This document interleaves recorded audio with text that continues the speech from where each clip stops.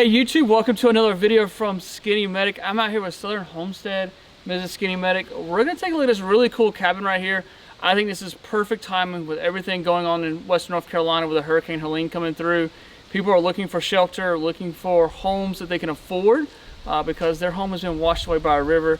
And this place is awesome. Like when we pulled up, I was like honestly and truly, no BS. This place is pretty cool. You've done a great job. He already asked if he could build one. Yeah, we may build one on the channel. Back on the back side of the property when she kicks me out. So, but we want to take you a tour. You've got some videos on your channel. Yeah. To kind of walk you through, seeing the studs, like how to build. This is a build-it-yourself cabin, but no one has really seen one finished on YouTube, correct? No one has seen one finished on YouTube. So lots of questions you get about what does it look like finished, things like that. So a ton. So, and this is, and we actually do this two ways now. We actually do it as a do-it-yourself kit. We actually do it as turnkey, and we do it in between. So for a lot of people that really want to go out there and build their own house, but realize time constraints, it kills them. And so our crew will come in and we'll actually assemble it. We'll put the whole exterior on, and then you can take over from the inside and finish it out how you want. Awesome. We're letting Mrs. Skinny Medic, because you guys probably want to see her anyway. She's the expert. She built our house. She did a great job. So kind of you guys take a tour of it, and I'll be the cameraman.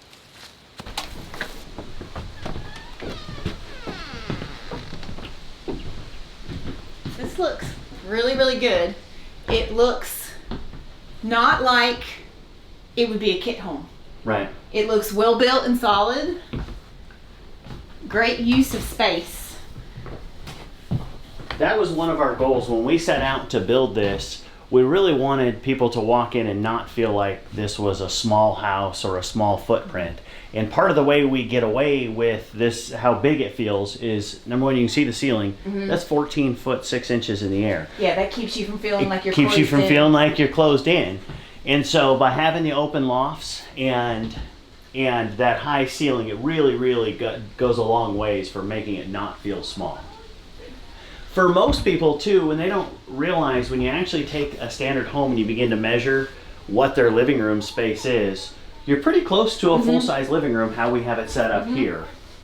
So standard in the kit is these rough cut beams with a rough cut floor that we put on there. So like for this kit, you know, we find that there's a huge swing. Some people love wood, some people don't. Some people want, you know, wood paneling through the whole thing in rustic.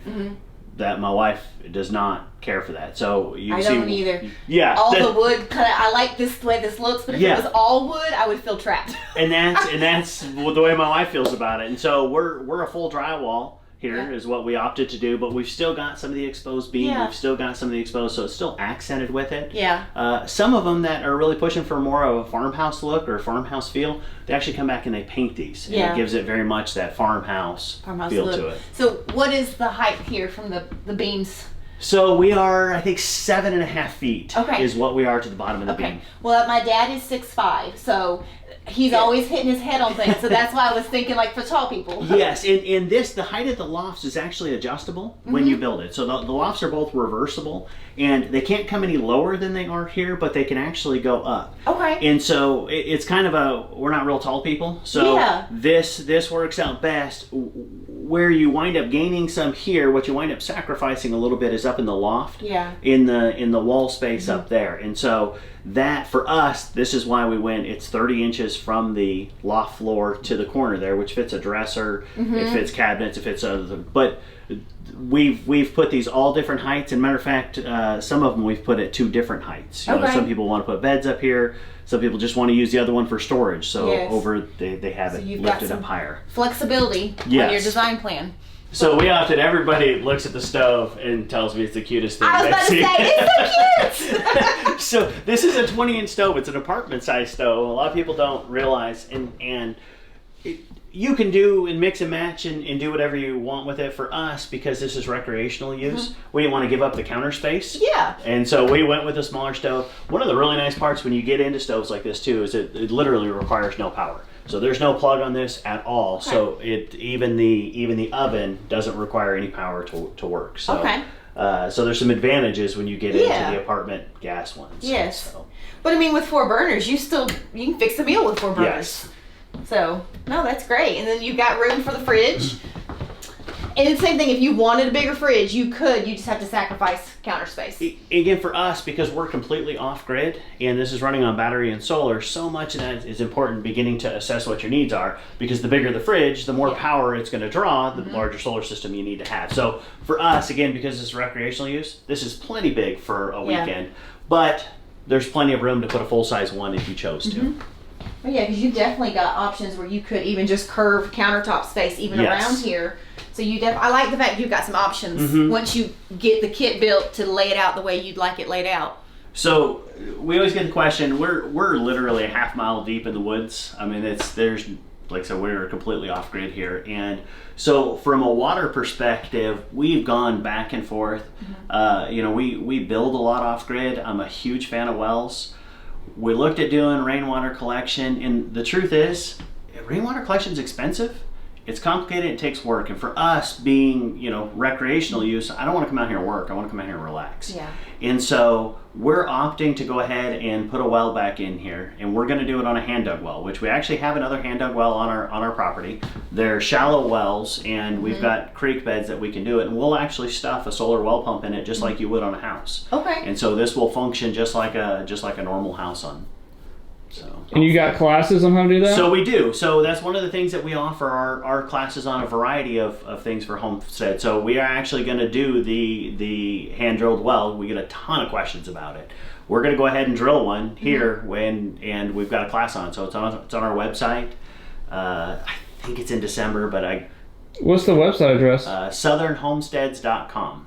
So with the lofts, what comes standard is 2 lofts, and we added a walkway in here, which you can order from us. My kids wanted to be able to run back and forth, and so, but the lofts come standard with, this is an 8-foot loft on this side, which is set for a queen size bed, and this is a 4-foot loft on this side, which is set for a twin bed. So if you wanted to put bedrooms up there, you have that option. So on the standard kit, this is actually a rear porch that matches the front. We've chosen to enclose this and use this as an enclosure and turn this into a bedroom and living space. So one of the things when people start looking at tiny homes and just homes in general, if I know you guys have built a home, space creep is something that happens very, very quickly. And when you get into tiny homes, just stepping back and really beginning to assess, okay, where do we actually live? Yeah. And begin to sacrifice the areas that we don't. For most of us, we spend very little time in a bedroom outside of sleeping. And so beginning to shrink spaces like this, but we spend a lot of time in a bathroom. So for us, it's shrink the bedroom, expand the bathroom, and really play to the spaces that get used. Yeah. And again, from an off-grid perspective, it's something that a lot of people don't think about as that space creep begins to happen. All of your utilities go up. I need a bigger air conditioning system. I need bigger heaters, you know, and so having to maintain that space gets far more expensive very, very quickly. And so that is one of the benefits too of a kit, where you're able to look at this and be able to see a footprint that's there and really stops people. The number of times we've been in construction where somebody says, all right, well, I'm looking at this bedroom right now and I think it needs to be bigger. Can we push it another 2 feet? And it happens very, very quickly without understanding, you know, the ramifications for that long term. And so it is one of the benefits of a kit like this. Still needs to be adjusted. Well, that's what, because there's one right there too. I like that. But yeah, that's a great way to, when you have a small space, not have to worry about the doors. And we ultimately, that closet's going to go ahead and get a barn door. It just hasn't made my urgency list yet. And we're going to go ahead and do a quilt rack over the top of it. So my daughter's gotten big into quilting and give us opportunity to display them and even using what would be dead space as useful space in a smaller. Right. So this is a nice, I like the layout of the bathroom. So this is a full-size bathroom. This is a standard 5 by actually 10 bathroom. So now the configuration of this one is a little bit different than a lot of people go with. A lot of people don't bother to put the door back here. We put a handicap ramp in here because we've got a couple of friends that need that to be able to access the property. So we arranged this so that it would be convenient for them. But honestly, we really like the layout. You know, in doing that, we sacrificed to a little bit smaller bathroom sink for it. And so A lot of people, like I said, they're opting for a little bit larger one here and going with a window instead. Okay. But those are all options that that you have when you build one of these kits. Well, it is nice too. I always think about, you know, how dirty people come in. Yes. You just come right in here and get clean before you go to the rest of the house. 100%. Yeah. That was my immediate thought. The kids will show up, I will guarantee you. So there is a spring that pops up here in a waterfall, and it goes under the ground and comes up, and it's really neat the way it walks in. And I guarantee you that's where they are right now. And so they will be a muddy mess. Well, our daughter has always gotten way dirtier than our son ever did. I don't know how, but I was thinking this is what she needs, and she can come right in and get clean. Yeah. So the utility closet here, for a lot of people, this actually winds up a laundry room, and that's where they would put it. Again, for us, this is a recreational use property. We don't need that, so we went ahead and made this space for our solar equipment.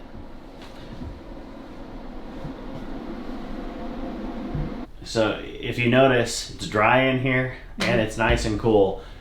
This is one of the, I think one of the biggest changes just in construction in general in the last decade is these mini splits. They're ultra high efficient, so we're able to, this is just a 9,000 BTU unit, and it will heat and cool this whole place running on solar. We don't have any issues with it. That's nice. Well, the one you installed for us in our little addition room has been doing great. Has We've been it? enjoying that as we've been working, so they do definitely do well with Yeah. this kind of spaces. They're amazing. They're super low power consumption. And not to get too far into the weeds, but one of the big changes is that they're all variable speed compressors, which means if it only needs to come up a degree or two, your air conditioner is not wide open. It only comes on a little bit of the way. And so that is great for power management, especially something that's off grid. Well, and they're not loud. I Not noticed loud. that. It's not loud at all. The ones in the hotel rooms are always so noisy, shutting on Yeah. and off, and it's like, I almost just rather it stay on, but it's not been that way at all. It's been, you don't even realize it's running in the background. That's, most people, especially because this is behind the door, they don't even realize that we have one or it's running because you won't hear it come on or off. All right, so I can do a couple of things in life. I can be a paramedic. I'm not a bad paramedic. I can shoot guns, okay. I'm not a construction guy. Right. Like, I've got guys that help me do that kind of stuff. So if I were gonna take this on, like, how scary is it that we would build one of these on our property? So it's not bad, and this is one of the things that we really pushed for when we started, knowing that our target market was people that didn't come from the trades. And so we began to, starting from square one, you know, most people get a layout of where holes need to be and where foundation needs to pour.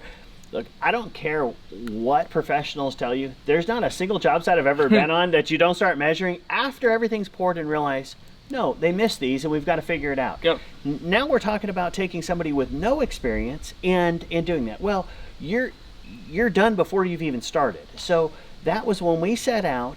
We actually have you put everything in place and then pour to your post. Nice. So if your hole is off, and look, I'll tell you, we auger them with a skid steer when we come in.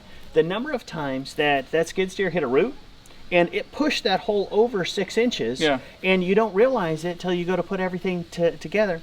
No problem. You're able to see it. The post is there, and you just dig it out and add a little more concrete into your, so you got a little bit bigger foundation on that post than what was required. And so there's no harm, no foul. Nice. That is very easy, because an auger, like, that was one of the things we bought years ago on the property. Like, if I'm going to do something, I just want to go hook it up to the tractor and do an auger, so instead of digging it by hand. Yes. So, saves my back. Saves the back. And so some other things that we did with that, so there's actually a center beam on there. And one of the things that you notice when you're inside the house, if I jump on the floor, you don't feel anybody walking, you don't hear them walking, you don't notice at all. We talked about that. At my shop, like, when you shuffle across the floor, you can hear people walking, some of that. Yeah. Like, it's what Medical Gear Outfitters is, but that's more of a home. Like, that's structure.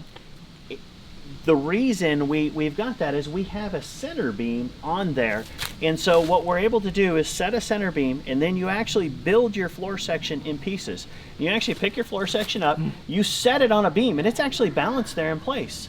You stilt it up there, and then you put your posts in. And so as you're building, you're not having to, there's nothing complicated, nothing. It's just a super easy, this is what we do. I can check it as many times as I need to, no big deal. So it really did make things simple on people. Awesome. Cool. All right, so tell me a little bit of details about the kit sizes, what you offer. Yeah. And that. So there's three standard kits that we offer. The cabin size, the actual main cabin doesn't change. That's a 12 by 20 cabin is what that is. So that is fixed. And then we offer in a couple different models. We offer a single porch model, which means that whole bedroom area that doesn't exist. That's just the back wall of the cabin, and then you've got an 8 by 20 porch up here on the front. Okay. And so we see a lot more of that when people are just wanting to use it as a hunting cabin, just bare minimum. It's a couple of guys that we're going to do the very least to it. Then we offer two different models of our dual porch model. So one of them is an additional 8 by 12 porch on the back that we do sell an enclosure kit for, so that you can enclose it like we did. Okay. That one is a 10-foot kit. So that one's just a couple of feet longer. You can do everything that we did in there. It just makes the configuration a little bit smaller on it, so it's doable. Okay. And the same, it comes standard as a porch. And part of the reason for that, and it's something a lot of people don't know from a building department perspective, of what square footage is actually considered part of living spaces. So porches are not calculated into that. Okay. And so for somebody that, like, we live in a very amenable climate most of the year, that we can put these outdoor spaces in, be able to use them, and not be able to be penalized both from a property tax perspective, and from a regulation perspective. So okay, no, that makes sense. But we do sell the enclosure kit for those. Sometimes people will choose to enclose them themselves after. Sometimes they'll have us do it, and so and we do offer them both in a complete do-it-yourself. It'll show up. It'll have instructions. It's got a video series that goes with it that we literally take you step by step through it. Okay. About 80% of all of your materials are pre-cut. So it's done. So it's all of your framing, all of that stuff is ready to go, and it's like just an assembly. IKEA house. It's like an IKEA house. It's funny because when we actually started out on this, I had just helped somebody move a barn kit. He was the third owner of the barn kit, and it had never been open before, and so we went over it. Yeah, no, they buy it and get overwhelmed and sell it. And that's what they would look at it and go, we could never do this. And he sold it to the next guy and sold it to the next guy. Yeah. And when I was looking at this, I'm like, if you had the skill to build this kit, you would not have bought a kit if you had that experience level. Yeah. Because I'm looking at this as a contractor going, this is basically a set of plans and a material list that they sent over. And it didn't help anybody get through. And so when we set out building our kit, we literally would assemble a section of it, and then Buster and I would step back and literally take an honest look and go, could the average person do that? Yeah. And if the answer was no, we tore it apart. We went back to the drawing board that night, and we started over. And because our genuine goal and to my core, I really want people to learn skills which, sad to say, are lost. And so we really wanted people to be able to accomplish that and pull it off. And so... Well, I think y'all from what I've seen, looks like you've done a good job. I haven't put one together. But I do have a question. Now, do the windows come with the kits? They do not. Okay. And so windows and doors, we actually have you provide those. So we give you a size, and that can be modified some in the kit. And quite frankly, the reason we do that is shipping is expensive. We don't make any money on windows and doors. But if I have to handle them, it's going to cost you money. Yeah. And so we give people the size and tell them, go pick out what you want. Go pick out what you want. Yeah. Okay. If that means you want to go search Facebook Marketplace and find used doors, that works absolutely okay. I'm the queen of Facebook Marketplace. Yes. And so it gives people that freedom, and they can pick out what they want. Okay. Awesome. Everything else is included. The roof color, you get to choose that. Okay. On the metal roof, so we give you the options on that. Siding, we do offer other options in siding, and at the end of the day, you could side it any way you wanted. Yeah. everybody always chooses the board and batten in a wood color, but that's pretty popular right now. The board and very batten. Popular. Yep. So, price-wise, what are the ranges for the kits? So on a do-it-yourself, if you were to do it, they start at about $25,000. That's for the single porch model. They go to about 30 when you get into the dual porch model or the extended dual porch model. Depending on where you're located, like I said, we will do hybrid of our crew will come in and do a partial assembly and give you a shell. Depending on your proximity to us, we'll actually work with you to do it turnkey, and obviously that gets more expensive. Yes. Well, and then too, that's really not a bad starting price for a kit, and then you do your finishes inside as inexpensive or as elaborate as you'd like them to be, and that's where then it's your budget. You make it fit your budget. And I will tell you, even for us, this cabin has been an evolution for us. This started out as I didn't have any intention to finish out the inside of it. This is where my kids and I came, and we bought an old school Wii, and we put a TV in out here, and we'd come play Wii and make s'mores and have a good time and use the house. And as that evolution obviously turned into a full house in the woods. Yeah.